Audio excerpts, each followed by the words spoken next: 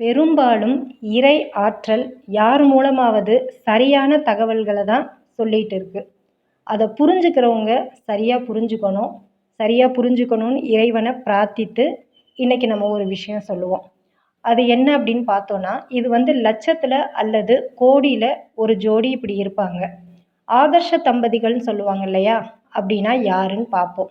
இருவர் திருமணம் முடித்து அவர்கள் வாழ்க்கையை ஆரம்பிக்கும் போது நிறைய விஷயங்கள் சொல்லுவாங்க. முக்கியமாக இறுதி வரை உனக்காக நான் இருப்பேன் அப்படின்ற சத்திய பிரணாமம் ஒருவருக்கொருவர் எடுத்துக்குவாங்க.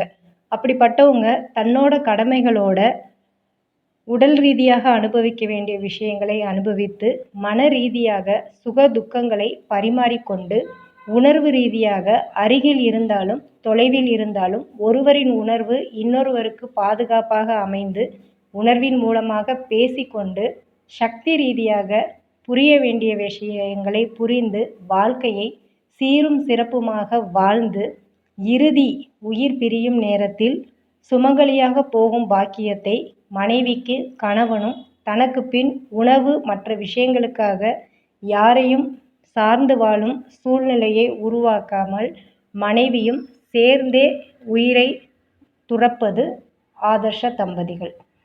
இப்படி வாழ்ந்து அவங்க மறைவாங்க. இது லட்சத்திலேயோ கோடியிலேயோ ஒரு ஜோடி இப்படி இருப்பாங்க அப்படின்னு சொல்லுவாங்க.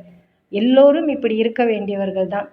ஆனால் இப்போ இப்படி லட்சத்தில் கோடியில் இருக்கிற மாதிரி ஆயிடுது. அதுக்கு என்ன அப்படின்னா புரிதல் இன்மை அப்படின்றது தான் சொல்கிறாங்க.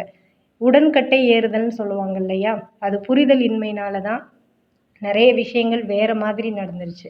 உடன்கட்டை ஏறுதல்ன்றது இதை தான் சொல்கிறாங்க. இதுபோல் ஆதர்ஷ தம்பதிகளாக வாழ்ந்து கட்டையில் தானே அன்னைக்கு எரிப்பாங்க. அவங்களோட உடன்கட்டை ஏறிடணும் அப்படின்றத தான் அவங்க அந்த மாதிரி சொல்லி வச்சுட்டு போயிருக்கிறாங்க. இறை ஆற்றல் எப்பயுமே நமக்கு சரியான விஷயங்களை தான் சொல்லி கொடுத்துட்ருக்கு. அந்த இறை ஆற்றல்கிட்டையே இன்றைக்கி நம்ம பிரார்த்தனை பண்ணிப்போம். யார் காதுகளில் விஷயம் போய் சேர்ந்தாலும் அவங்க அதை சரியாக புரிஞ்சுக்கணும் அப்படின்னு சொல்லிட்டு. நன்றி.